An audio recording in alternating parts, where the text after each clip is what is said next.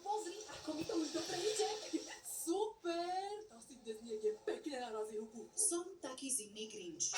Keby ste ma videli na lyžiach, tak z toho padnete na zadok. No ale musíme si priznať, Slovensko má veľmi pekné hory a každá poriadna lyžovačka má svojich 5 prikázaní. Absolútne, hovorím ti, že touto trasou máme ísť. Dobre, Jedlo, sauna, zase v lanovke, ale sa tak padať. Som dopotená ako prasa.